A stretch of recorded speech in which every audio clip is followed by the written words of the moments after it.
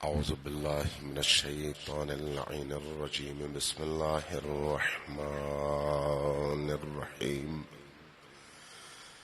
الحمد لله رب العالمين بارئ الخلائق أجمعين،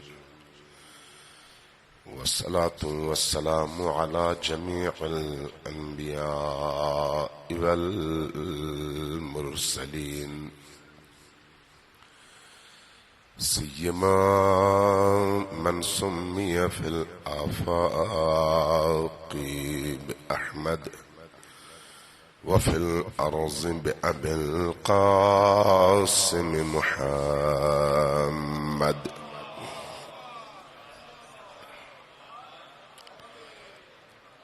والصلاة والسلام على أولاده الطيبين الطاهرين، واللعنة الدائمة على أعدائهم أجمعين من يوم عداوتهم إلى قيام يوم الدين. أما بعد فقد قال الله تبارك وتعالى في كتابه المجيد، وهو أصدق القائلين وقوله الحق. بسم الله الرحمن الرحيم. بسم الله الرحمن الرحيم. قل لا أسألكم عليه أجرا إلا المودة في القربى. صلوات بر محمد وعلى.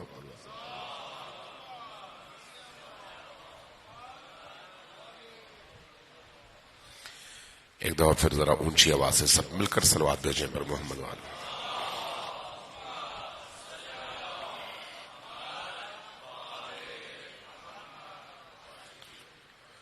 تیسری دفعہ سب مل کر وعجل فرجہم کو اونچی آواز سے کہیے، پھر دوبارہ صلوات بھیجیے پر محمد وعلى.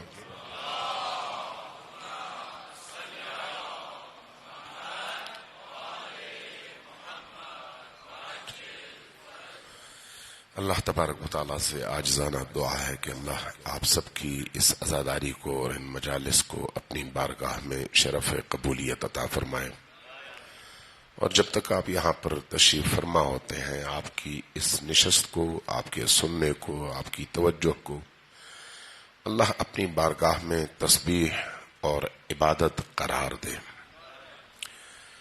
یہ مجالس اگر رسم کی صورت اختیار نہ کریں تو انسان کے ہر درد کی دوا یہی مجالس ہیں، اس لیے کہ انسان دو طرح کے دردوں میں مبتلا ہوتا ہے. ایک اس کے جسم کے درد ہیں اور ایک اس کی روح کے درد. جسمانی جتنی بھی تکلیفات ہیں ان تکلیفات میں جب آپ کسی طبیب کی طرف، ڈاکٹر کی طرف رجوع کرتے ہیں تو آپ کو پین کلر دے دیتا ہے تاکہ آپ کو آرام ملے، یا آپ کی اس درد کی شدت کو دیکھتے ہوئے اصل مسئلے کو تلاش کرتا ہے، پھر اس کے بعد ٹیسٹ وغیرہ دیتا ہے، پھر اگلی علاج معالجے کی کارروائی شروع ہوتی ہے. لیکن ہر بندہ جس کو بھی تکلیف ہو، جیسے ہی وہ درد محسوس کرتا ہے فوراً چلا جاتا ہے ڈاکٹر کے پاس. کوئی بھی آپ میں سے، ہم میں سے ایسا نہیں ہے جس کو درد ہو اور وہ ڈاکٹر کی طرف رجوع نہ کرے. ہاں البتہ بعض اوقات ایسا ہوتا ہے کہ ہلکے پھلکے درد اس کی گولی گھر میں ہوتی ہے جس کو آپ مسکن کہتے ہیں، فوراً آپ لے لیتے ہیں، آرام پا جاتے ہیں. یہ ہماری روٹین کی زندگی ہے. لیکن کچھ درد ایسے ہیں جو ان بدن کے ظاہری دردوں کی نسبت بہت زیادہ خطرناک ہیں، بہت زیادہ اہم ہیں، بہت زیادہ انسان کی زندگی پر ان کا اثر ہے. لیکن ان دردوں کی طرف عام طور پر انسان متوجہ نہیں ہوتا. مثلا کسی کا دل، ایک بچہ جب پیدا ہوتا ہے تو اس کا دل سفید ہوتا ہے، اس کا دل نورانی ہوتا ہے، وہ خود نورانی ہوتا ہے اس لیے کہ فطرت کے بالکل قریب ہوتا ہے، یعنی پاک و پاکیزہ ہوتا ہے، اپنی فطرت کے ساتھ اس دنیا میں آ رہا ہوتا ہے وہ بچہ. اس لیے کہ قرآن کریم نے کہا کہ فطرت اللہ التی فطر الناس علیہا، اللہ تبارک و تعالی ہر انسان کو اس کی فطرت کے مطابق پیدا کرتا ہے، یعنی فطرت اللہ کے مطابق. تو فطرت اللہ کیا ہے؟ پاکیزگی، نورانیت اور بلندیوں کی طرف پرواز. اور فطرت حیوانی کیا ہے؟ نیچے کی طرف جانا. لہذا انسان جب انسان کی حیثیت سے پیدا ہوتا ہے تو وہ اس پاکیزہ فطرت کے ساتھ پیدا ہوتا ہے.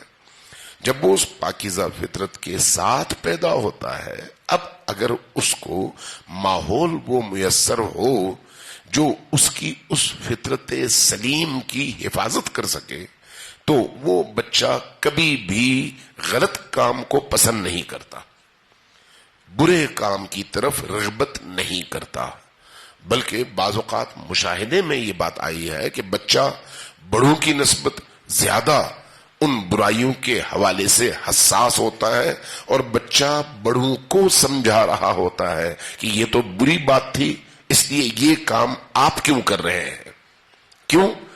اس لیے کہ وہ بچہ اپنی فطرت کے مطابق پیدا ہوا ہے، فطرت کے مطابق اس کو پروان چڑھنے کا موقع ملا ہے، اس لیے وہ برائی کو اپنی فطرت کے حوالے سے بوجھ سمجھتا ہے. یہ فطرت انسانی ہے. لیکن اگر اسی انسان کو اس طرح کا پاکیزہ ماحول نہ ملے، اس طرح کا فطرت کے مطابق ماحول نہ ملے، تو آہستہ آہستہ آہستہ آہستہ، ایک دم نہیں ہوتا، رفتہ رفتہ اس کا وہی دل، وہی وجود، وہی فطرت ایسی چیزوں کی عادی ہو جاتی ہے جو اس کی فطرت کے خلاف ہے. نتیجتاً برائیوں کی طرف وہ رغبت کے ساتھ جائے گا، اچھائیوں کی طرف آتے ہوئے سستی اور اپنے آپ کو سست محسوس کرے گا. اب یہ جو سستی محسوس کر رہا ہے اور برائیوں کی طرف رغبت سے جا رہا ہے، یہ تو خلاف فطرت ہے. اگر خلاف فطرت ہے تو پھر فطرت پر اس کو بوجھ ہونا چاہیے، فطرت پر پریشر آنا چاہیے. تو اس پریشر کو کیسے ختم کیا جا سکتا ہے؟ جب آپ اسلام کی تعلیمات دیکھتے ہیں، دین کی تعلیمات دیکھتے ہیں، تو دین ہمیں کہتا ہے اور بتاتا ہے کہ ایک انسان جب پہلا گناہ کرتا ہے، پہلا گناہ، تو اس پہلے گناہ کے نتیجے میں اس کے دل میں ایک سیاہ نقطہ پیدا ہوتا ہے. یہ رسول اللہ کی حدیث ہے. اس ایک سیاہ نقطے کو اگر وہ فوراً پاک کر دے، فوراً صاف کر دے، فوراً واپس اپنی فطرت کی طرف آ جائے، فوراً توبہ کر لے، فوراً اللہ کی طرف رجوع کرے، تو نتیجتاً اس کے دل کا وہ سیاہ نقطہ صاف ہو جاتا ہے اور دل دوبارہ نورانی ہو جاتا ہے. لیکن اگر وہ سستی کرے، اس کو وہ ماحول میسر نہ ہو، اس کو ایسے آمران بالمعروف ناہیان عن المنکر، ایسے مربی، ایسے اساتذہ، ایسے والدین، ایسی پاکیزگی اور پاکیزہ گھر، پاکیزہ ماحول، پاکیزہ دوست، پاکیزہ انوائرمنٹ میسر نہ ہو، تو وہ سیاہ نقطہ آہستہ آہستہ آہستہ آہستہ پھیلنا شروع کر دیتا ہے. جب وہ پھیلتا ہے تو پھر انسان اس کے نتیجے میں سیاہی کی طرف جاتا ہے. جب سیاہی کی طرف جاتا ہے تو پھر دوسری خطائیں بھی وہ کرنے لگتا ہے. اب جب دوسری خطائیں کی تو پھر ان کی سیاہی اس سیاہی میں دوبارہ اضافہ ہو جاتی ہے. نتیجتاً بہت کم عرصے میں اس انسان کا دل مکمل طور پر سیاہ ہو جاتا ہے. جب مکمل طور پر سیاہ ہو جاتا ہے تو پھر اس کے بعد اس کی اصلاح کے سارے دروازے بند ہو جاتے ہیں. اب وہ چاہے کچھ بھی کرے لیکن توبہ کی توفیق اس کو نہیں ملتی، واپس آنے کی توفیق نہیں ملتی، اپنے دل کو پاکیزہ کرنے کی توفیق نہیں ملتی. اس کی مثال اس کیڑے کی طرح سے ہوتی ہے جو غلاظتوں کے اندر پروان چڑھے. آپ نے دیکھا ہوگا جہاں کہیں پر بھی انسانی فضلہ ہو یا حیوانی، جب کہیں پر فضلہ ہو تو مکھیوں کے آنے جانے کے نتیجے میں کچھ ہی عرصے میں اس کے اندر مختلف قسم کے کیڑے پیدا ہو جاتے ہیں. اب یہ کیڑے آہستہ آہستہ وہی غلاظت کھا کر بڑے ہونے لگتے ہیں، ان کا سائز بڑا ہوتا ہے. انسان جب قریب سے گزرتا ہے تو اس کو بہت برا لگتا ہے، بہت کثافت محسوس ہوتی ہے، بہت اندر سے قباحت محسوس ہوتی ہے، بہت اندر سے انزجار اور نفرت کی کیفیت محسوس ہوتی ہے. لیکن جو کیڑا اس کے اندر خود پل رہا ہے اس کو تو کوئی ایسا احساس نہیں ہے، وہ خوش ہے، وہ مزے سے وہ کھا بھی رہا ہے اور زندہ اپنی زندگی کو آگے بڑھا بھی رہا ہے. تو وہ کیڑا اصل میں ایک مثال ہے ان انسانوں کے لیے جو اس دنیا میں غلاظتوں میں زندگی گزارنے کے عادی بن کر اس طرح سے گزر جاتے ہیں کہ ان غلاظتوں کی غلاظت کا، بدنمائی کا، ان کے انزجار اور نفرت کا احساس اس وجود سے ختم ہو جاتا ہے. جب وجود سے ختم ہو جائے تو اب چاہے ان کو آپ عرق گلاب سے دھونا شروع کر دیں، چاہے آپ ان کو دنیا کے ہر بڑے کیمیکل سے دھونا شروع کر دیں، بدن کی جلد ہو سکتا ہے صاف ہو جائے لیکن اس کی روح کبھی بھی صاف نہیں ہو سکتی. جب روح کالی ہو جائے تو وہ اس کینسر زدہ بیمار سے زیادہ خطرناک ہے جو بستر مرگ پر پڑا ہوا ہے، لیکن اس کے باوجود اس کو اس بیماری کا احساس نہیں ہے. تو اس لیے یہ جو بدن اور روح کی بیماریاں ہیں، ان بیماریوں میں بدن کی بیماری ہر انسان فوراً محسوس کرتا ہے، لیکن وہ جو روح کی بیماری ہے اس کی طرف متوجہ نہیں ہوتا. اب اس کی طرف توجہ کے لیے ضروری ہے کہ انسان کو وہ انوائرمنٹ ملے، وہ ماحول ملے جو اس کے ضمیر کو زندہ رکھے، فطرت کو زندہ رکھے، اس کے اندر کے نیچرل اس طلب کو زندہ رکھے، اس کے اندر پاکیزگی کی طلب، روحانیت کی طلب، نورانیت کی طلب کو زندہ رکھے، اس کے اندر جو نور ہے، انسانی نور، ملکوتی نور، اس نور کو بجھنے نہ دے. یہ اس انوائرمنٹ کا نتیجہ ہے. تو وہ چیز جو انسان کے اندر موجود اس فطری نور کو اولاً بجھنے نہیں دیتی، ثانیاً اس کو آہستہ آہستہ جلا روشنی دے کر، پھونکے مار مار کے اور اس کو شولور کر کے اس نور کو بڑے نور میں اور اس نور کو اس سے بڑے نور میں تبدیل کر سکتی ہے، وہ ولایت علی و آل علی ہے.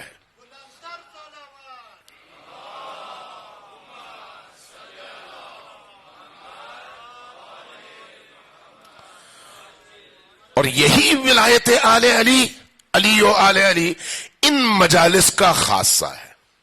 یعنی یہ جو آپ مجالس میں تشریف لاتے ہیں، ان مجالس میں جب وہ چیز بیان ہوتی ہے تو آپ کو ایک ایسی انوائرمنٹ ملتی ہے جس کے نتیجے میں آپ کے دل کے اندر کی وہ کیفیات دوبارہ زندہ ہوتی ہیں اور انسان اپنے فطرت کی طرف، اس روشنی کی طرف، اس نور کی طرف پلٹتا ہے اور جب یہاں سے نکلتا ہے تو نورانی بن کر نکلتا ہے. صلوات بھیجیے بر محمد و آل محمد.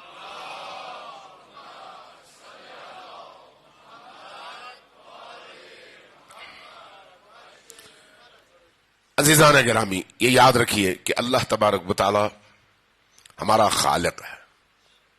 اس خالق نے اس کائنات کو پیدا کیا ہے. جس خالق نے اس کائنات کو پیدا کیا ہے اس کے اگر آپ اسماء دیکھیں تو آپ سب کو معلوم ہے کتنے اسماء ہیں اللہ کے. یاد ہے نا آپ کو کتنے اسماء ہیں؟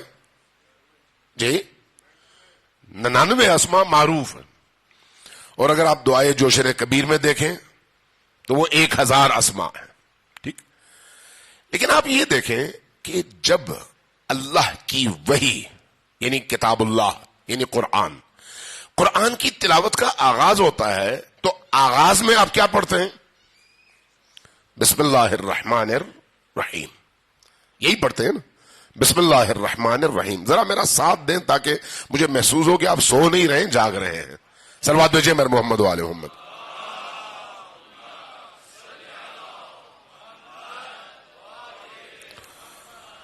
جب آپ قرآن کریم کی کسی بھی سورت کا آغاز کرتے ہیں تو آپ پڑھتے ہیں بسم اللہ الرحمن الرحیم، اس اللہ کے نام سے جو رحمان و رحیم ہے. تو آپ یہ کیوں نہیں کہتے جو کریم اور لطیف ہے؟ یہ کیوں نہیں کہتے جو ستار العیوب ہے؟ یہ کیوں نہیں کہتے جو بہترین رازق ہے؟ یہ کیوں نہیں کہتے جو بہترین معاف کرنے والا ہے؟ چونکہ یہ سارے معاف کرنے والا اللہ کے اسم کا ترجمہ ہے نا، رزق دینے والا اللہ کے اسم کا ترجمہ ہے نا، یعنی اللہ کے اسماء تو 99 ہیں. آپ ان 99 میں سے اس رحمت کے نام کا انتخاب کیوں کرتے ہیں؟ اس لیے کہ اللہ نے آپ سے کہا ہے، اس لیے کہ اللہ نے اس نام سے کہا ہے کہ آغاز کرو. تو اس کا مطلب کیا ہے؟ اس کا مطلب یہ ہے کہ اللہ تبارک و تعالیٰ نے اس پوری عالم ہستی کو، آپ کی توجہ چاہیے، اس پوری عالم ہستی کی اگر تخلیق کی ہے تو اس تخلیق کے پیچھے جو اسم خدا کار فرما ہے وہ اس کے رحمت کا اسم ہے. اسم رحمت خدا، وہ جو اسم رحمت خدا ہے اسی اسم رحمت کی طرف باقی تمام اسماء الہی کی برگشت ہوتی ہے. یعنی وہ تمام کے تمام اسماء، 99 اسماء، ان کی برگشت اس اسم رحمت خدا کی طرف ہوتی ہے. یعنی اس رحمت ہی کا نتیجہ اس کا رازق ہونا ہے، اس رحمت ہی کا نتیجہ اس کا خالق ہونا ہے، اس رحمت ہی کا نتیجہ اس کا ستار ہونا ہے، اس رحمت ہی کا نتیجہ اس کا رؤوف ہونا ہے، اس رحمت ہی کا نتیجہ اس کا لطیف ہونا ہے. جتنے بھی اسماء ہیں ان تمام اسماء کی پلٹ اور برگشت ہوتی ہے اس میں رحمت خدا کی طرف. تو اس کا مطلب یہ ہوا کہ اللہ کا وہ اسم جو اس پورے عالم پر غالب ہے وہ ہے رحمت خدا. اللہ کی وہ صفت جو پورے عالم پر غالب ہے وہ کیا ہے؟ صفت رحمت خدا. توجہ ہے نا میں کیا عرض کروں؟ صفت رحمت خدا. اب ذرا آپ دیکھیے کہ خود آپ کے اندر بھی رحمت موجود ہے. آپ کے اندر ہے یا نہیں رحمت؟ آپ اپنے بھائی سے، بہن سے، ماں سے، باپ سے، بیوی سے، بچوں سے محبت کرتے ہیں نا، تو یہ محبت کس چیز کی علامت ہے؟ اسی رحمت کی.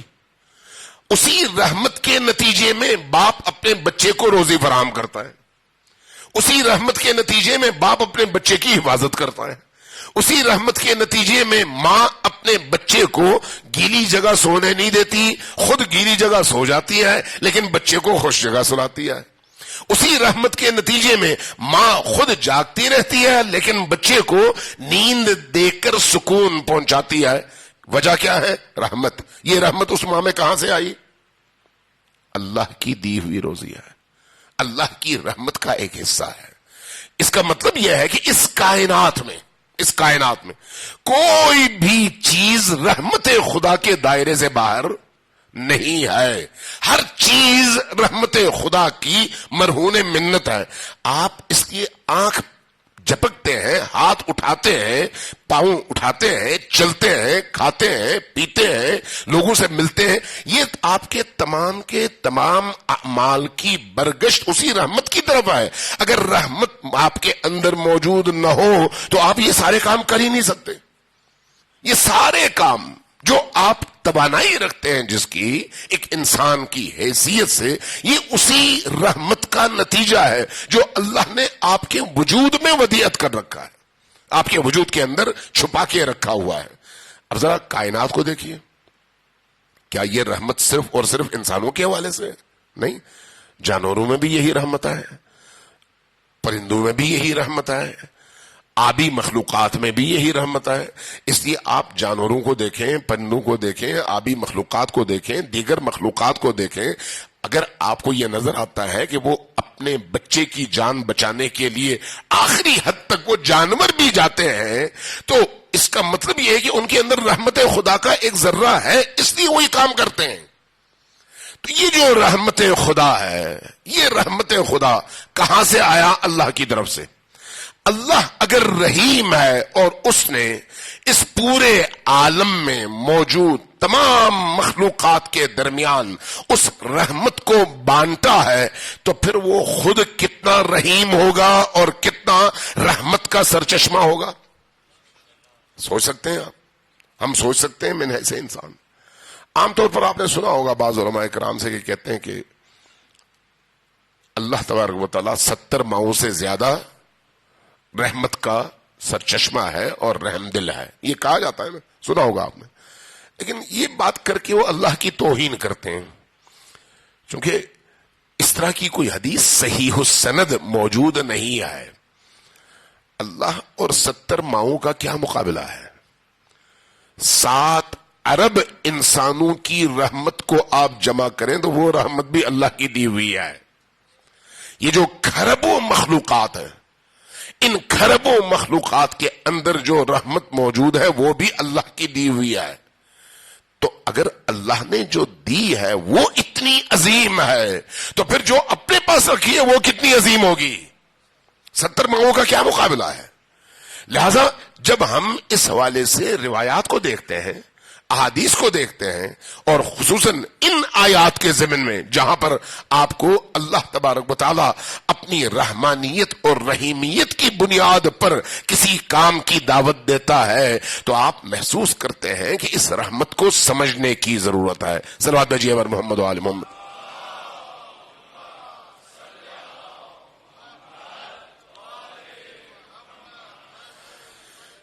پیچھے سے چونکہ ابھی لوگ آ رہے ہیں اور آگے جگہ ہے، تھوڑا تھوڑا آگے آ جائیں تاکہ پیچھے سے آنے والوں کو جگہ مل سکے. صلوات بھیجیے بر محمد و آل محمد.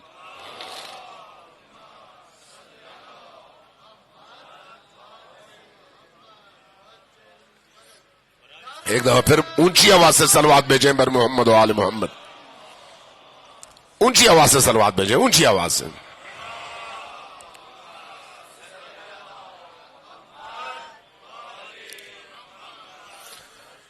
میں ایک روایت سنا دیتا ہوں آپ کو واقعی یہ چیزیں جو ہے نا، یہ انسان کو اپنے اس بنائے ہوئے خول سے نکل کر خدا سے جڑنے میں کتنا مدد دیتی ہیں آپ اندازہ نہیں لگا سکتے. چونکہ ہماری سب سے بڑی مشکل کیا ہے؟ اللہ سے دوری. اللہ سے دوری کا مطلب کیا ہے؟ یعنی ہم اپنی اس مادی زندگی میں اور غیر فطری امور میں اتنے مصروف ہو گئے کہ وہ جو فطرت کی آواز ہے اس کی طرف ہم متوجہ نہیں ہیں. اس کی طرف متوجہ کرنے کے لیے ان معارف کو سمجھنا ضروری ہے. امام رضا علیہ الصلوۃ والسلام کی ایک روایت ہے، عام صلی اللہ علیہ محمد وعلی محمد وعجل فرجہ. یہ روایت عیون اخبار رضا میں ہے. عیون اخبار رضا امام رضا علیہ الصلوۃ والسلام کی بڑی ہی معتبر اور زبردست قسم کی روایات کے مجموعے پر مشتمل ایک کتاب ہے. اسی طرح سے بہار الانوار کی 8ویں جلد میں بھی یہ روایت موجود ہے. روایت کیا ہے؟ روایت یہ ہے کہ امام رضا علیہ الصلوۃ والسلام نے فرمایا اور ادھر نبی کریم نے فرمایا، اور امام رضا بھی ظاہر ہے جو کچھ فرماتے ہیں وہ نبی کریم ہی سے فرماتے ہیں. اس لیے یہ اصول یاد رکھیں گے، جب کبھی کوئی کہے کہ قال الصادق تو قال الصادق کا مطلب ہے قال رسول اللہ. جب آپ سے کہا جاتا ہے قال الباقر تو اس کا مطلب ہے قال رسول اللہ، چونکہ وہ جو کچھ بھی بیان کرتے ہیں وہ نبی سے ہے. تو اس حدیث میں جو دونوں ہستیوں سے منقول ہے، فرماتے ہیں کہ اللہ تبارک و تعالیٰ کی رحمت کے 100 حصے ہیں. کتنے؟ 100 حصے. اللہ تبارک و تعالیٰ نے ان 100 میں سے ایک حصہ تمام عالم کی تمام مخلوقات میں تقسیم کیا ہے. ایک حصہ، صرف ایک حصہ. اس ایک حصے کی وجہ سے اس پورے عالم کی تخلیق سے لے کر اب تک اور تا قیام قیامت جتنی بھی مخلوقات آئیں گی، چاہے وہ انسان ہوں، فرشتے ہوں، جن ہوں، کیڑے مکوڑے ہوں، پرندے ہوں، جانور ہوں، رینگنے والے ہوں، چلنے والے ہوں، اڑنے والے ہوں، تیرنے والے ہوں، زمین کے نیچے چھپے ہوئے ہوں، یہ جو کھربوں مخلوقات ہیں، کھربوں، ہم تصور نہیں کر سکتے نا کہ مخلوقات کی تعداد کیا ہے. ان تمام مخلوقات میں اللہ تبارک و تعالی نے اس 100 حصوں میں سے ایک حصہ رحمت کو تقسیم کر رکھا ہے، صرف ایک حصہ۔ اب یہ جو میں کہیں پر پڑھ رہا تھا کہ کسی زمین شناس سائنسدان نے، ان علوم کے ماہر نے یہ بات کہی تھی کہ زمین کے اندر رینگنے والے یہ جو چیونٹیاں ہیں نا، چیونٹیاں، اب تک چیونٹیوں کی 12,000 قسمیں دریافت ہوئی ہیں۔ جو قسمیں ہیں صرف ان کی تعداد ہے 12,000، تو ہر قسم کی اپنی تعداد کیا ہوگی کسی کو نہیں معلوم۔ تو آپ اس سے اندازہ لگا سکتے ہیں کہ ابھی دریافت ہونے کا سلسلہ ختم نہیں ہوا۔ جتنے جانور ہیں ان کی ہزاروں قسمیں، جتنے پرندے ہیں ہزاروں قسمیں۔ اگر آپ اس حوالے سے تھوڑا سا ان لوگوں کو پڑھیں جنہوں نے اس حوالے سے تحقیق کیا ہے، تو قدرت کی تخلیق کی اس شاہکار پر عقل انسانی دنگ رہ جاتی ہے۔ اللہ تبارک و تعالیٰ نے اس پورے عالم کو خلق کیا اور ان تمام موجودات کو خلق فرمایا اور ان کے اندر زندگی گزارنے کا ایک اسلوب ان کی فطرت میں ڈال دیا، اور ان کو اس عالم میں زندگی گزارنے کے لیے جس رحمت کی ضرورت تھی وہ ان کے اندر ڈال دی، اور وہ رحمت اس ایک حصے کا ایک ذرہ ہے، ایک ذرہ۔ آج سے 30-35 سال پہلے ادھر آرمینیا میں، روس کے علاقے میں زلزلہ آیا تھا۔ میں اخبار میں پڑھ رہا تھا، اس زلزلے کے نتیجے میں تقریباً 35,000 کے قریب لوگ مارے گئے تھے، بہت بڑا زلزلہ تھا۔ تو تقریباً مہینے کے بعد ایک ماں کو اس ملبے سے نکالا گیا۔ ماں زندہ تھی لیکن آخری سانسیں لے رہی تھی، اس کی آغوش میں ایک بچہ بھی تھا۔ جب ماں اور بچے کو فوراً ایمرجنسی میں لے جایا گیا، ٹریٹمنٹ کی گئی، تو دونوں بچ گئے۔ ایک مہینہ لگا دونوں کو سنبھلنے میں، چونکہ ایک مہینے سے ملبے کے نیچے پھنسے ہوئے تھے۔ جب وہ بولنے کے قابل ہوئی ماں، تو اس کے بعد اس کا انٹرویو لیا گیا کہ کیا ہوا تھا۔ ڈاکٹروں نے ایک چیز مشاہدہ کی، وہ یہ ہے کہ جب یہ بچہ اور ماں نکل آئے تھے تو بچہ اس کی آغوش میں تھا اور بچے کے لب پر خون لگا ہوا تھا، اور ماں کی انگلیاں ساری کی ساری زخمی تھیں۔ تو بعد میں جب وہ بولنے کے قابل ہوئی تو پوچھا کہ ہوا کیا تھا۔ کہا کہ جب ہمارا گھر گرا تو میں ستون کے پاس تھی، اس لیے ستون کھڑا رہا، ملبہ گرا، میں اس کے ساتھ ہونے کی وجہ سے بچ گئی، بچہ میری آغوش میں تھا، میں ادھر ادھر جا نہیں سکتی تھی، صرف بیٹھ سکتی تھی، بیٹھ گئی۔ اب کھانے کو کچھ نہیں، پینے کو کچھ نہیں، بچہ رو رہا ہے، تو میرے پاس کچھ نہیں تھا، تو میں پھر اپنی انگلیاں اس کٹے ہوئے سریے سے یوں رگڑ کر اس کو زخمی کرتی، اور یہی زخمی انگلی بچے کے منہ میں دیتی، اور بچہ اس زخمی انگلی سے خون چوس کر زندہ رہا۔ ایک ایک کر کے روز ایک انگلی زخمی کرتی اور بچے کو اسی انگلی میں سے خون دیتی اپنا، اور وہ زندہ رہا۔ یہ جو ماں مسلمان نہیں ہے، اللہ نے اس سے نہیں کہا کہ بچے سے اس طرح سے محبت کرو، لیکن اس کے باوجود اس حد تک اپنے بچے کو بچانے کے لیے خود کو مار رہی ہے۔ یہ رحمت اس کے دل میں کہاں سے آئی؟ سوچنے والی بات ہے نا۔ حضرت ابراہیم علیہ السلام، حضرت موسیٰ علیہ السلام کوہ طور پر گئے، کوہ طور پر گئے، دیکھا ایک خاتون ہے اپنے بچے کو بغل میں لیے ہوئے پہاڑ پر چڑھ رہی ہے، اور بہت تیز تیز چڑھ رہی ہے، لیکن اس کی پوری توجہ اس کے بچے پر ہے۔ کہیں گرتی ہے تو فوراً اس طرح سے گرتی ہے کہ چوٹ اس کو لگے، بچے کو نہ لگے۔ یہ دیکھا حضرت موسیٰ مسکرائے، اللہ کی طرف دیکھ کر عرض کیا، خدایا، آسمان کی طرف دیکھ کر، خدایا اس ماں کے دل میں یہ جو رحمت تو نے پیدا کی ہے، چند لمحوں کے لیے یہ رحمت تو اس سے واپس لے لے، میں دیکھنا چاہتا ہوں کہ بغیر رحمت کے ماں کیسے ہوتی ہے۔ اللہ تبارک و تعالیٰ نے ان کی دعا قبول کر لی، رحمت واپس لے لی۔ ماں نے وہیں پر بچے کو چھوڑا، بھاگ بھاگ کے اوپر گئی۔ اب بچہ ادھر ان پتھروں سے ٹکرا کے رو رہا ہے، چیخ رہا ہے، آواز ماں تک پہنچ رہی ہے، لیکن ماں پیچھے پلٹ کر دیکھتی بھی نہیں ہے، او جا وہ جا، بھاگتی چلی گئی آگے۔ اور بچے کے رونے اور تڑپنے کی یہ کیفیت حضرت موسیٰ سے دیکھی نہیں گئی، چونکہ ان کے دل میں تو رحمت تھی، دیکھی نہیں گئی۔ جب دیکھی نہیں گئی تو فوراً پکارا خدایا اور رحمت واپس کر دے تاکہ یہ بچہ اس مشکل سے نکل آئے۔ اللہ نے واپس اس کے دل میں رحمت ڈال دی۔ جیسے ہی اس کے دل میں رحمت واپس پہنچی، ماں نے جیسے ہی آواز سنی، پہلے بھی سن رہی تھی، اب جیسے ہی سنی پلٹ کے دیکھا، عقاب کی طرح سے تیزی سے گرتے گرتے آئی بچے کے پاس، فوراً اٹھایا، سینے سے لگایا، روتے ہوئے بچے کو چومنے لگی، بوسے دینے لگی، اور پھر سینے سے لگا کے پھر احتیاط کے ساتھ اوپر چڑھنے لگی۔ یہ کیا ہے؟ رحمت خدا کا ایک ذرہ، رحمت خدا کا ایک ذرہ۔ وہ ذرہ کتنا ہو سکتا ہے ان کھربوں مخلوقات کے درمیان اندازہ ہم نہیں لگا سکتے۔ امام رضا سے یا رسول کریم سے جب پوچھا گیا کہ یا رسول اللہ، تو اللہ نے یہ جو باقی رحمت کے 99 حصے رکھے ہیں یہ کس لیے ہیں؟ تو فرمایا کہ اس دنیا کے لیے وہی ایک حصہ ہے، لیکن اس دنیا کے لیے اللہ نے اپنے پاس وہ 99 حصے رکھے ہوئے ہیں اس دنیا کے لیے، اور اس دنیا میں اپنے ان تمام رحمتوں کا مظہر اللہ نے نبی علی اور آل علی کو بنایا ہوا ہے۔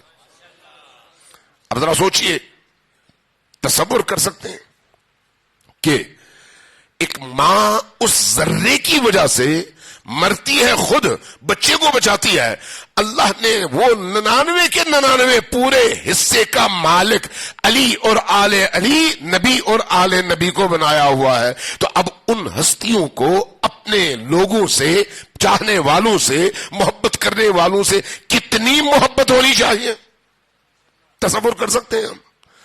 اس لیے نبی کریم کے حوالے سے روایات میں ہے کہ جب نبی کریم لوگوں کو دعوت دیتے تھے توحید کی، اللہ کی طرف آنے کی، اور لوگ نہیں سنتے تھے، تو پھر آپ چلے جاتے، مصلی پر کھڑے ہوتے، روتے ہوئے اللہ کی بارگاہ میں قیام و قعود و سجود و رکوع کرتے، اور ان کے پاؤں سوجنے کی وجہ سے، ورم کی وجہ سے سوج جاتے، اور اللہ پھر کہتا، آیت اترتی کہ اے ہمارے نبی، طٰہٰ حضرت نبی کریم کا نام ہے، اور قرآن کریم میں اسی عنوان سے آپ کو بلایا گیا ہے۔ فرمایا کہ طٰہٰ، ہم نے آپ کو اتنی مشقتوں کے لیے تو نبی نہیں بنایا، اپنے آپ کو اتنی مشقت میں نہ ڈالیں۔ یہ لوگ اگر سنبھلتے ہیں اور آتے ہیں تو اچھی بات ہے، نہیں آتے ہیں تو آپ اتنا اپنے آپ کو ہلکان نہ کریں۔ وہی نبی جو رحمت خدا کا مظہر ہے، اس نبی کے بعد اس کے وہ جانشین جن کو ہم علی اور آل علی کہتے ہیں، وہ بھی اسی رحمت کا مظہر ہے، اسی رحمت کا مظہر۔ اس لیے نبی کریم کو جب کہتے ہیں ہم وما ارسلناک الا رحمتا للعالمین، تو وہی رحمت آپ کو علی کے کردار میں بھی جھلکتی ہوئی نظر آتی ہے، اور وہی کردار، وہی رحمت آپ کو باقی ائمہ اور بی بی دو عالم حضرت زہرا سلام اللہ علیہا کے وجود اقدس میں بھی جھلکتی ہوئی نظر آتی ہے۔ اب آپ بعض علماء کو جب پڑھتا ہوں تو بڑی حیرت ہوتی ہے، وہ کہتے ہیں بعض علماء کو میں نے دیکھا، کہتے ہیں کہ میری ہمیشہ خدا سے دعا یہی ہوتی ہے، اور حضرت زہرا سے بھی، کہ اے بی بی دو عالم، قیامت میں یزید اور شمر کو کبھی معاف نہیں کرنا۔ تو کسی نے ان سے پوچھا کہ آپ یہ دعا کیوں کرتے ہیں؟ کیا وہ معاف بھی کر سکتی ہیں اتنے بڑے ظالموں کو؟ تو جواب میں فرمایا، جس ہستی کو اللہ نے اپنی رحمت کا ایسا مظہر بنا دیا ہو، اس سے بعید بھی نہیں آئے، اس لیے میں یہ دعا کرتا ہوں کہ کہیں ان کو معاف نہ کیا جائے۔ حقیقت یہ ہے کہ اللہ کے یہ جو نمائندے ہیں، علی اور آل علی، امام حسین، باقی ہستیاں، ان رحمتوں کے مجسمے ہیں اس عالم کے اندر۔ اس لیے جب ان سے کوئی شخص جا کر ملتا ہے تو ادھر کی تاثیر ادھر خود بخود منتقل ہونے لگتی ہے۔ یہ مجالس، یہ جو جن مجالس میں بھی آپ تشریف فرما ہے، یہ اس طرح کی دیگر مجالس، یہ انہی ائمہ ہدی علیہم الصلوۃ والسلام کی رحمتوں کی تقسیم کی مجالس ہیں۔ ان رحمتوں کی تقسیم کی مجالس. اب ایک اور نقطہ اسی حوالے سے میں عرض کروں گا، اگر توجہ ہے تو سب مل کر ایک دفعہ اونچی آواز سے صلوات بھیجیں بر محمد و آل محمد.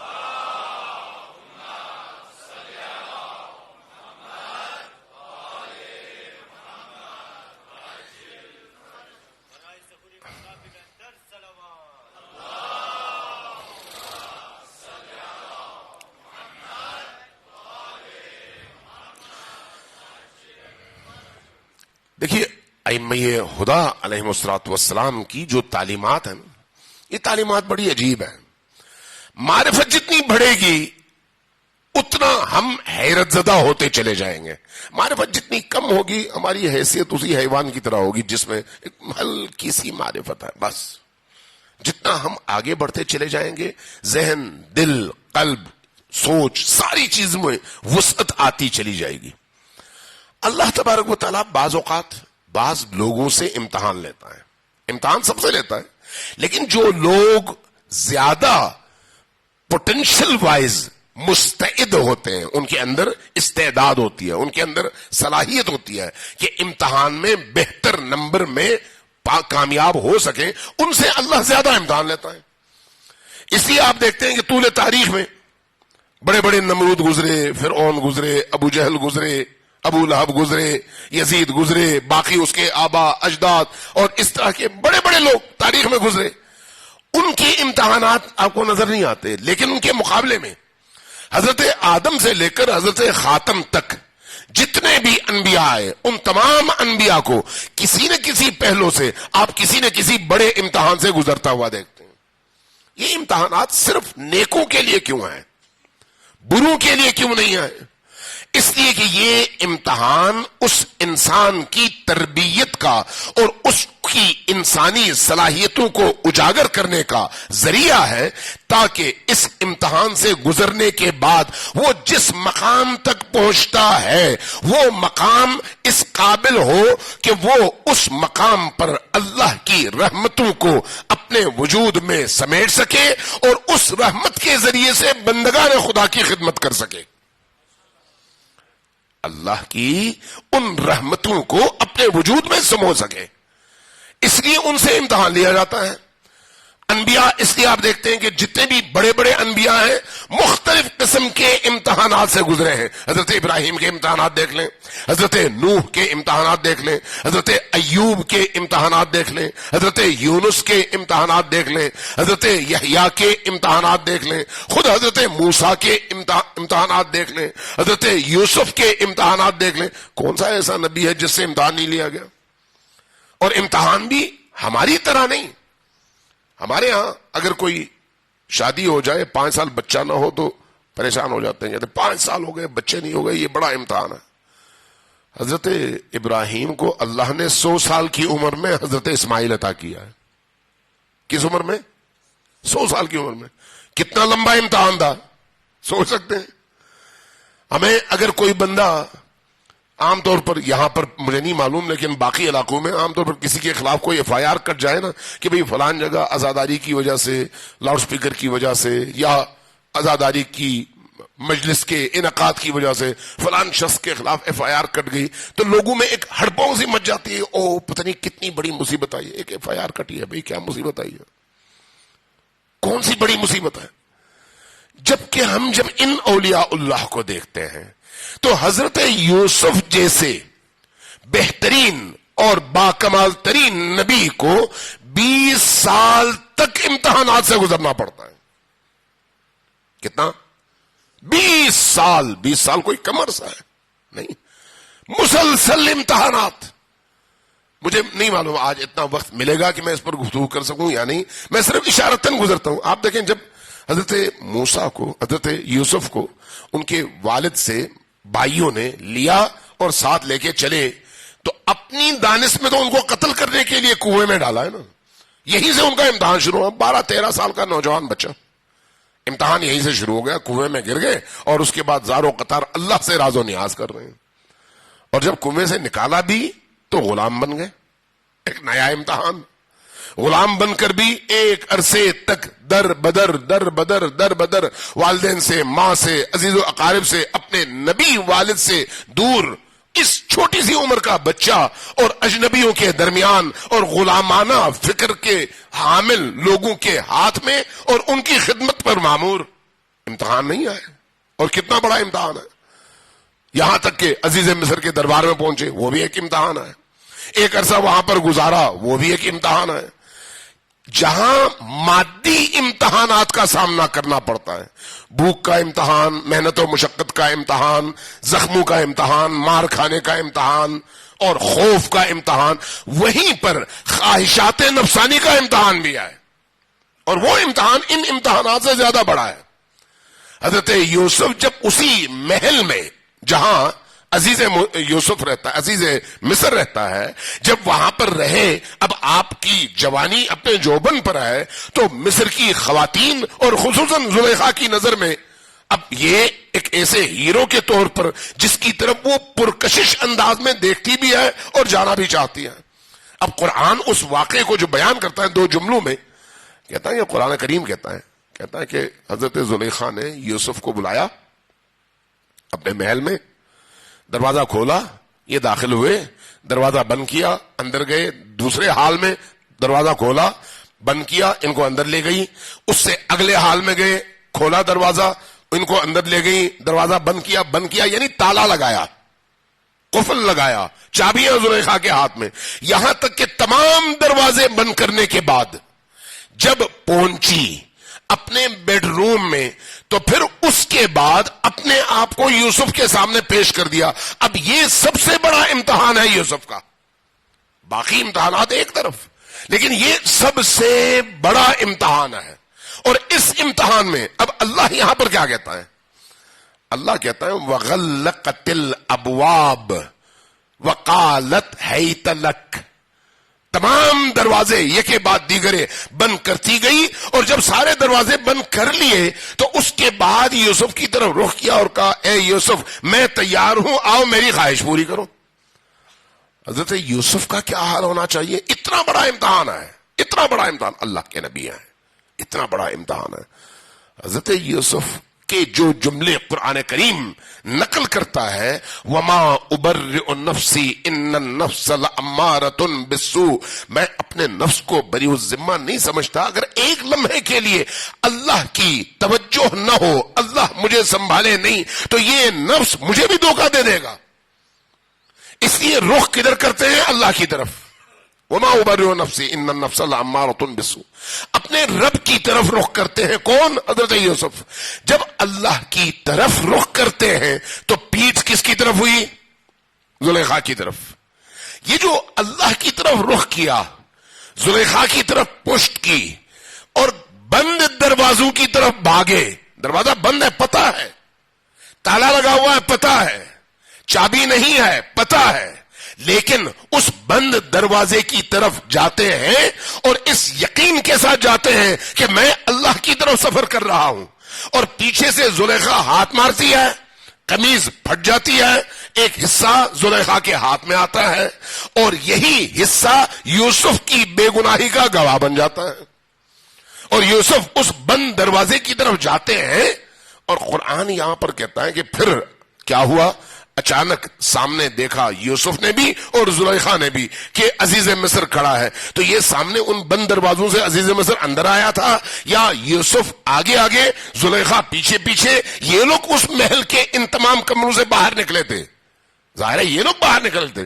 اگر یہ لوگ نکلے تھے، یوسف آگے ہیں، زلیخا پیچھے ہیں، تو وہ جو بند دروازے ہیں، وہ دروازے یوسف کے پاس چابی تو نہیں تھی، کس نے کھولا؟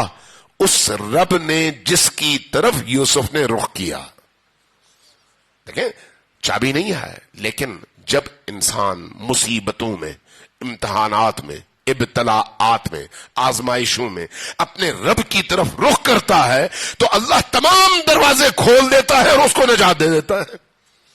یہ اللہ کی سنت ہے، یہ اللہ کی سنت۔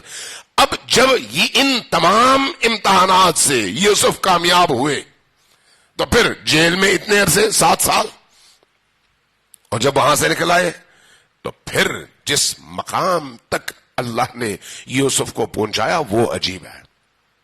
اس ساری تمام تر آزمائشات کا نتیجہ کیا ہے جب ان تمام آزمائشات سے یوسف کامیاب ہو کر نکلے تو اللہ نے اس یوسف کو اپنی رحمت کا ایسا مظہر بنا دیا کہ صرف یوسف عزیز مصر نہ بنے بلکہ یوسف کی بدولت پورے مصر کے اندر جو قحط سالی تھی اور اس کا شکار وہ انسان تھے بے تحاشا بڑی تعداد میں، ان تمام انسانوں کی سختیاں اس یوسف کی رحمت کے مظہر بننے کی وجہ سے سختیاں دور ہوئی، قحط سالی دور ہوئی اور ان پر اللہ کی رحمتوں کی بارش ہوئی اور ان رحمتوں کا منبع اور مخزن یوسف کی ذات ہے۔ تمام مشکلات سے قوم نکل آئی، کس کی وجہ سے؟ یوسف کی وجہ سے۔ یوسف کی وجہ سے کیوں؟ اس لیے کہ یوسف ان تمام امتحانات سے گزر کر مظہر رحمت خدا بن گئے۔ اللہ تبارک و تعالی جب عطا کرتا ہے تو انسان کو ان مصیبتوں سے نکلنے کے بعد، آزمائشات میں کامیاب ہونے کے بعد اس کو اپنی رحمت کا ایسا مظہر بنا دیتا ہے کہ اس رحمت کے نتیجے میں باقی تمام انسان اس سے فیض پاتے ہیں۔ حضرت یوسف اس کی ایک زندہ مثال، وہی یوسف جس سے اس مصر کے تمام شہریوں نے یہ رحمت پائی اور عذاب سے نکلے، قحط سالی سے نکلے، بھوک سے نکلے، افلاس سے نکلے، وہی یوسف اپنے باپ کے لیے بھی رحمت ہے۔ کیوں؟ اس لیے کہ اپنی قمیض بھیجی اور اسی قمیض کو جب حضرت یعقوب نے اپنی آنکھوں سے لگایا تو ان کی نابینائی ختم ہوئی، بینائی واپس آ گئی۔ رحمت یوسف کا اظہار۔ وہی یوسف اپنے انہی بھائیوں کے لیے جو جہنمی تھے، جنہوں نے قتل کیا تھا اپنی نرس میں اور جہنم کی راہ کے راہی تھے، لیکن انہی بھائیوں کے دل کی اصلاح کا ذریعہ بنے، وہ سارے بھائی توبہ کر کے واپس آئے اور اللہ کی راہ پہ گامزن ہوئے۔ باعث کون بنا؟ یوسف علیہ السلام، جو رحمت خدا کا مظہر بنے ہوئے تھے۔ یہ جو اللہ تبارک و تعالیٰ کے امتحانات ہیں وہ امتحانات ایسے ہوتے ہیں۔ یہ جو آپ کی مجالس ہیں، ایک دفعہ صلوات بھیجیے پر محمد و آل محمد۔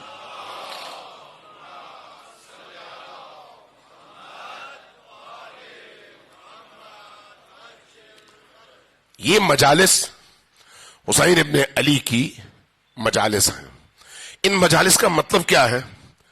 ان مجالس کا مطلب یہ ہے کہ آپ جب گھر سے نکل کر ان مجالس کا رخ کر کے ان امام بارگاہوں میں، خیموں میں، مسجدوں میں آ کر ذکر حسین سنتے ہیں تو آپ گویا امام حسین علیہ السلام سے بیعت کرنے کے لیے گھر سے نکلتے ہیں اور یہ اعلان کر رہے ہوتے ہیں کہ جس حسین ابن علی نے کربلا میں اتنی عظیم قربانی دی ہے، میں اس حسین کے ساتھ کھڑا ہوں گا، اس کے دشمن کے ساتھ نہیں۔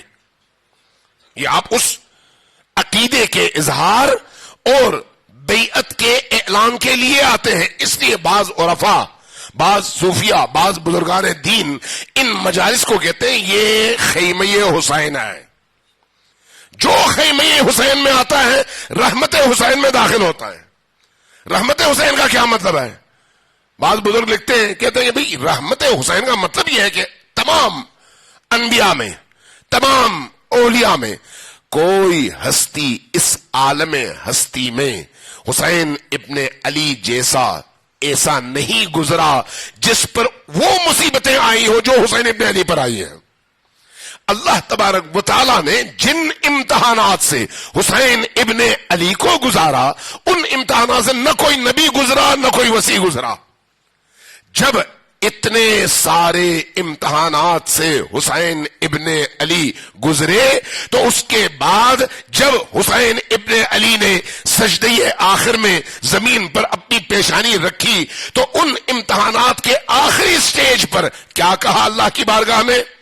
رضن بقضائک تسلیما لامرک لا معبود سواک یا غیاث المستغیثین۔ اے اللہ، تو چونکہ راضی ہے، چونکہ یہ تیرا امر ہے، چونکہ تو نے یہ مقرر کیا ہے کہ ایسا ہو، اس لیے تیری رضا پر میں راضی ہوں، تیری رضا پر میں راضی ہوں۔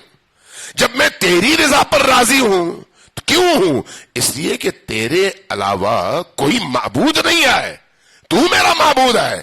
جب تو دیکھ رہا ہے تو میں کیوں ناراض ہوں؟ میں خوش ہوں گا اس لیے کہ میں اپنے رب کو راضی کر رہا ہوں. لا معبود سواک یا غیاث المستغیثین.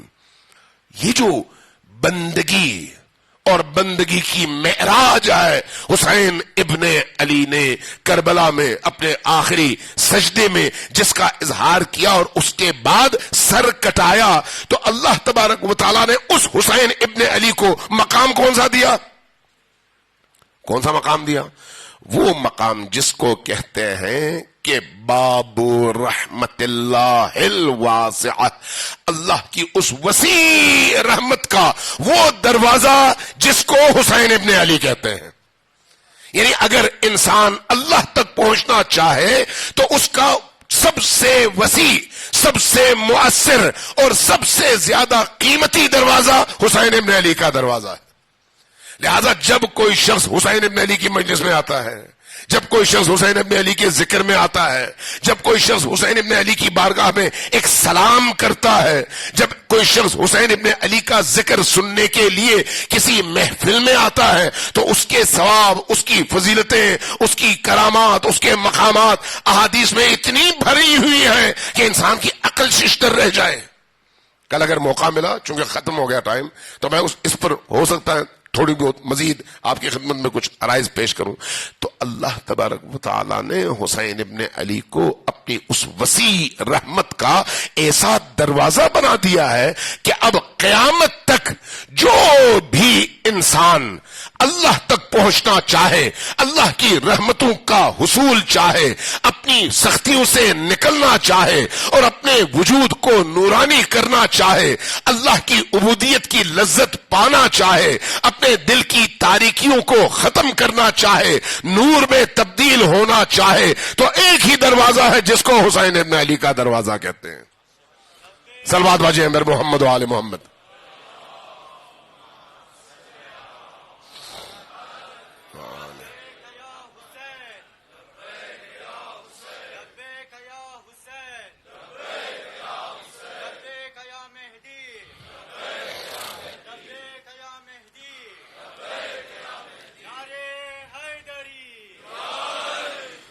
عزیزان گرامی، یہ ایام بڑے ہی سخت ایام ہیں، بڑے ہی دردناک ایام ہیں. کربلا میں اس کے دو رخ ہیں، دو رخ. ایک عصر عاشور سے پہلے کا کربلا ہے اور دوسرا عصر عاشور کے بعد کی کربلا ہے، اور ایک اور نیا رخ ہے. عصر عاشور سے پہلے کی کربلا میں آپ کو جنگ نظر آتی ہے، مقابلہ نظر آتا ہے، جرأت نظر آتی ہے، شہامت نظر آتی ہے، وفا نظر آتی ہے، پیاس نظر آتی ہے، لیکن اس کے باوجود استقامت نظر آتی ہے. پھر آخری مرحلے میں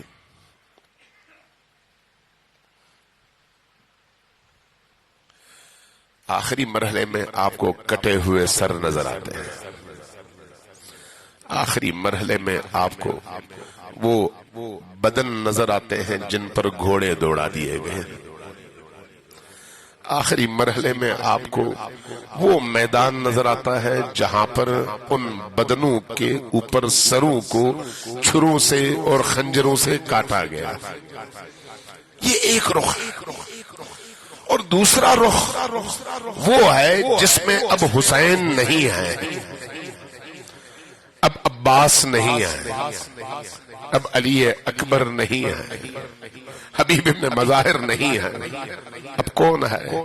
اس ٹوٹے ہوئے، لٹے ہوئے، آزردہ خاطر، زخمی اور پریشان حال قافلے کا علم علی کی بیٹی زینب کے ہاتھ میں نظر آتا ہے. زینب کبریٰ، استقامت کا وہ عظیم پہاڑ، برداشت کا وہ عظیم پہاڑ، وہ خاتون جو خاتون تو ہے لیکن اربوں کھربوں مردوں سے بڑی مرد ہے اور جری ترین خاتون. اسی کسی شاعر نے کہا تھا کہ کربلا در کربلا می مرد اگر زینب نبود. یہ زینب ہیں جنہوں نے کربلا کو زندہ کیا، یہ زینب ہیں جنہوں نے کربلا کے شہداء کی کٹی ہوئی گردنوں کی اس ندا کو تا قیامت انسانوں تک پہنچایا۔ یہ زینب کبریٰ ہے جنہوں نے بھائی کی شہادت کے بعد اس شجاعت اور استقامت کے علم کو اپنے ہاتھوں میں لے کر دنیا کو بتایا ہے کہ علی کی بیٹی بھی علی کے بیٹے کی طرح سے ہے اور فرق کوئی نہیں ہے۔ دو تین پہلو ہیں، ٹائم کم ہے، میں صرف اشارتاً گزرتا ہوں۔ آپ ظاہر ہے جیسے ہی تذکرہ آتا ہے آپ کا دل بھر آتا ہے اور آنکھوں سے اشک رواں ہو جاتے ہیں۔ کیوں نہ ہو جب دل میں عشق علی اور آل علی ہو۔ یہ عشق علی ہے، یہ مودت علی ہے، یہ مودت حسین، مودت فاطمۃ الزہرا کا نتیجہ ہے کہ جیسے ہی ان مظلوموں کا تذکرہ ہو انسان کی آنکھیں بھر آئیں اور پورا وجود کانپنے لگے اور انسان رونا شروع ہو جائے۔ دیکھیے حمید ابن مسلم کربلا کے عصر کے بعد کے واقعات کو جو نقل کرتا ہے نا، تو اس میں جو سب سے پہلا واقعہ نقل کرتا ہے وہ بڑا عجیب ہے۔ کہتا ہے میں نے یہ دیکھا کہ جب حسین شہید ہو گئے نا تو اس کے بعد یہ جو حسین کے قافلے کی خواتین تھیں، ان خواتین نے دیکھا کہ لشکر اشقیاء کا رخ خیموں کی طرف ہوا ہے اور اب وہ مال و اسباب لوٹ رہے ہیں۔ انہوں نے بڑی مقاومت کی کہ بچایا جا سکے، لیکن بچایا نہ جا سکا، مال لٹ گیا، لیکن ان ظالموں نے اس پر اکتفا نہیں کیا، مال لوٹنے کے بعد خیموں کو آگ لگانا شروع کر دیا۔ جب خیمے جلنے لگے تو اب اس کیفیت میں ان خیموں میں رہا نہیں جا سکتا تھا۔ اب یہ خواتین اور معصوم چھوٹے چھوٹے بچے، کوئی کہتا تھا واہ حسینہ، کوئی کہتا تھا واہ اماں، کوئی کہتا تھا واہ علیہ، اور کوئی کہتی تھی واہ یا رسول اللہ، اور انہی نداؤں کے ساتھ اپنے خیموں سے نکلی اور کربلا کی اس صحرا میں تاریکیوں میں پناہ لینے لگی۔ حمید ابن مسلم کہتا ہے کہ میں نے ایسے میں دیکھا ابھی خیمے جل رہے تھے، ساری خواتین نکلی صحرائے کربلا میں بکھر گئی، لیکن میں نے ایک خاتون کو دیکھا، اونچے قد کی خاتون تھی، ایک خیمے میں بار بار جاتی تھی، آتی تھی، بار بار جاتی تھی، پھر باہر آتی تھی، بھاگتی نہیں تھی۔ میں نے پوچھا یہ خاتون کون ہے؟ کہا علی کی بیٹی زینب ہے۔ میں نے پوچھا یہ بھاگتی کیوں نہیں ہے؟ جواب ملا کہ خیمے کے اندر حسین ابن علی کا بیمار بیٹا سید الساجدین غشی کے عالم میں ہے، اس کو چھوڑ کر جا نہیں سکتی، اٹھا کر لے کر آ نہیں سکتی۔ کہتا ہے میں نے دیکھا کہ باقی خواتین نے مدد دی اور زین العابدین علیہ السلام کو خیمے سے جیسے ہی لے کر باہر آئے، آگ اس خیمے تک بھی پہنچ گئی اور پھر وہ خیمہ بھی جلنے لگا۔ کہتا میں نے جب یہ منظر دیکھا تو میرا دل خون کے آنسو رو رہا تھا کہ یہ فاطمۃ الزہرا کی بیٹیاں تھی جن کے ساتھ یہ سلوک ہو رہا۔ کہتا ہے میں نے اچانک میری نگاہ پڑی کربلا میں، یہ جو چھوٹے چھوٹے بچے ہیں نا ان بچوں کی تعداد بہت زیادہ ہے، بعض روایات میں 25 کی تعداد نقل کی گئی ہے۔ کہتا ہے میں بچوں کو دیکھ رہا تھا، ایک بچی پر میری نگاہ پڑی، بچی چھوٹی سی تھی، 3 سے 4 سال کی اس کی عمر تھی۔ میں نے دیکھا کہ بچی کے دامن پر آگ لگی ہوئی ہے اور بچی اس دامن کے آگ کی وجہ سے پریشان ہے اور رو رہی ہے۔ میں قریب گیا تاکہ بچی کے دامن کی آگ بجھا سکوں، جیسے ہی مجھے اس نے قریب آتے دیکھا ڈر گئی اور تیزی سے بھاگنے لگی۔ جب وہ بھاگی تو میں دوڑ کر گیا، آگے سے روکا اور سب سے پہلے اس کے دامن کی آگ بجھائی۔ جیسے ہی میں نے دامن کی آگ بجھائی اس بچی نے عجیب نگاہوں سے میری طرف دیکھا، گویا نگاہوں سے پوچھ رہی ہو کہ تم عجیب آدمی ہو، یہاں پر جتنے بھی لوگ آئے وہ مارنے والے تھے، وہ لوٹنے والے تھے، وہ جلانے والے تھے، تم پہلے شخص ہو جو آگ بجھانے آئے ہو۔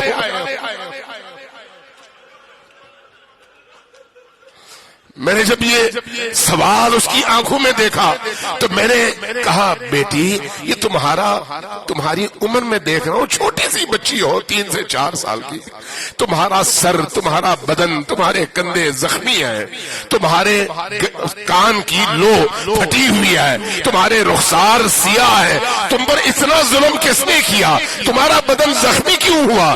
کہا کہ ان ظالموں نے جب ہماری چادریں اور مقنعے چھیننے چاہے تو نیزے کی انیاں استعمال کی اور اس کی وجہ سے میرا بدن زخمی ہے۔ میں نے کہا بیٹی تمہارے کان کی لو کیوں پھٹی ہوئی ہے؟ کہا میرے بابا نے مجھے بالیاں پہنائی تھی، ان ظالموں نے اتنے زور سے کھینچی کہ میرے کان کی لو پھٹ گئی اور خون رسنے لگا۔ میں نے کہا بیٹی یہ تمہارے چہرے اور رخسار کا رنگ سیاہ ہو چکا ہے، یہ وجہ کیا ہے؟ کہا ان ظالموں نے اتنے تمانچے مارے کہ میرے چہرے کی رنگت تبدیل ہو۔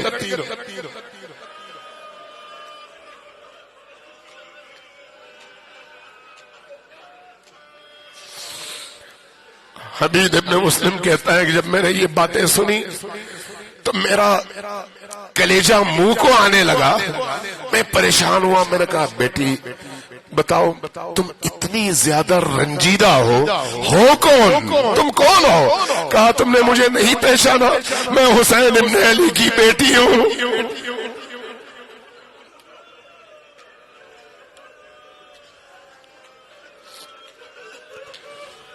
میں نے کہا بیٹی اگر تم حسین ابن علی کی بیٹی ہو تو مجھے بتاؤ میں کیا کروں جس سے تمہارا یہ درد کم ہو؟ تو اس بچی نے ایک ایسا جملہ کہا کہ میرے تن بدن کے رونگٹے کھڑے ہو گئے۔ بچی نے کیا کہا؟ کہا لگتا ہے تم اچھے انسان ہو، میں نے سنا تھا کہ میرے جد علی مرتضیٰ کوفہ کی طرف کہیں پر دفن ہے، مجھے ذرا وہاں کا رستہ بتا دو۔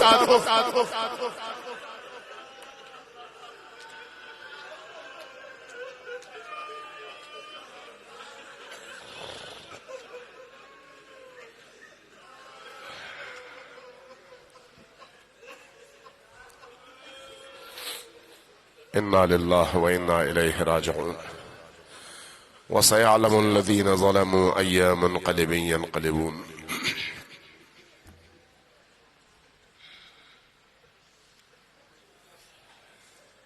نسألك اللهم وندعوك باسمك العظيم الأعظم الأعز الأجل الأكرم۔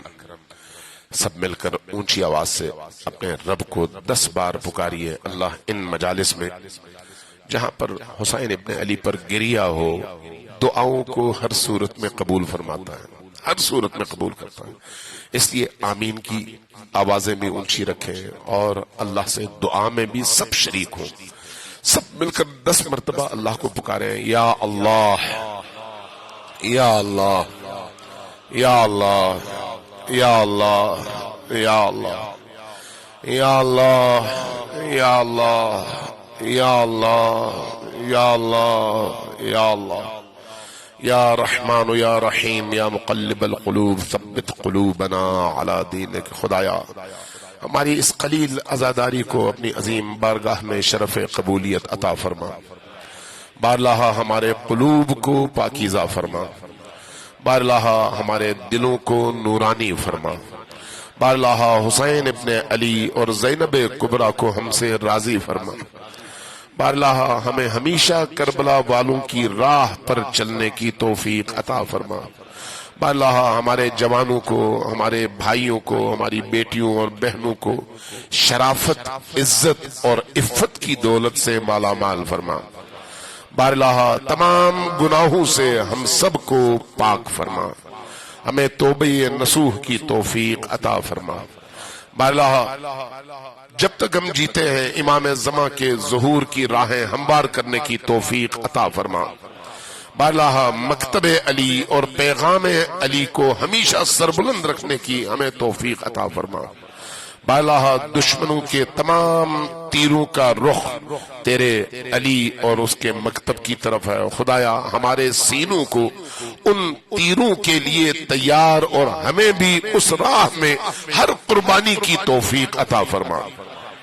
بارہا جب تک ہم زندہ ہیں ہمیں علی کے رستے پر جد و جہد کی اور علی کے پیغام کو ہر انسان تک پہنچانے کی توفیق عطا فرما۔ بارہا اس مجلس میں، محفل میں اور سننے والے جہاں جہاں بھی ہیں، ان کو جتنی بھی پریشانیاں ہیں، ان کے گھروں میں جو بھی آلام، مصیبتیں، ابتلاءات، آزمائشات ہیں، ان سب کی ان آزمائشات کو دور فرما، ان کی مشکلات کو دور فرما۔ جن گھروں میں بیمار ہیں اور اس مجلس میں جو لوگ بیمار ہیں یا ان کے گھروں میں بیماریاں ہیں، ان تمام بیماروں کو شفائے عاجل و کامل نصیب فرما۔ بارہا جن عزیزوں کے ہاں اولاد نہیں ہے، انہیں حضرت باب الحوائج کا واسطہ اولاد صالح عطا فرما۔ جن کے ہاں اولادیں ہیں، ان اولادوں کو صالح اولاد بننا نصیب فرما۔ بارہا جن کے گھروں میں غربت ہے، تنگ دستی ہے، بارہا تجھے تیری رحمت کا واسطہ ان گھروں کو اور ان گھر والوں کو حلال کی وسیع روزی عطا فرما۔ ہمارے جتنے مرحومین گزشتہ سالوں میں ہمارے ساتھ تھے، ان سالوں میں نہیں ہیں، ان سب پر اپنی رحمت نازل فرما، ان کی برزخ کی زندگی کو آسان فرما۔ ہم سب کے جتنے بھی مرحومین دنیا سے گزر چکے ہیں، ان سب پر رحمت نازل فرما، ان کی برزخ کی مشکلات کو دور فرما۔ بارہا ہمیں بھی برزخ میں ائمہ اطہار کا سایہ نصیب فرما، موت سے پہلے علی کا دیدار نصیب فرما، قبر میں حسین ابن علی کی شفاعت نصیب فرما، محشر میں بی بی دو عالم کی شفاعت نصیب فرما۔ بارہا تمام علماء اعلام، مراجع اعظام اور جو جو خدمتگاران دین پوری دنیا میں ہیں، سب کو اپنے حفظ و امان میں قرار دے۔ بارہا سب کی توفیقات خیر میں اضافہ فرما، سب کی زندگیوں میں برکت عطا فرما، سب کی توفیقات میں اضافہ فرما، خصوصاً رہبر عالم اسلام حضرت آیت اللہ العظمی امام خامنہئی کی صحت میں، ان کی توفیقات میں مزید اضافہ فرما۔ بارہا ہم سب کو امام زمان اور ان کے نائبین کی راہ میں ہمیشہ سربلندی کے ساتھ، عزت کے ساتھ کھڑے رہنے کی توفیق عطا فرما۔ بارہا امام زمان کے قلب اطہر کو ہم سب سے راضی فرما۔ بارہا اگر ہماری زندگی میں ان کا ظہور ہو جائے تو ہمیں ان کے آوان و انصار میں شمار فرما، اگر ہماری موت کے بعد ہوتا ہے تو ہمیں دوبارہ زندہ کر کے ان کے انصار میں شامل فرما۔ ربنا تقبل منا انك انت السميع العليم برحمتك يا ارحم الراحمين وصلى الله على محمد وآلہ الطاہرین۔ ان تمام دعاؤں کی اجابت کے لیے، قبولیت کے لیے اور آپ سب کی، ہم سب کی توفیقات خیر میں اضافے کے لیے مل کر 3 دفعہ وعجل فرجہم کے ساتھ اونچی آواز سے صلوات بھیجیے بر محمد و آل محمد۔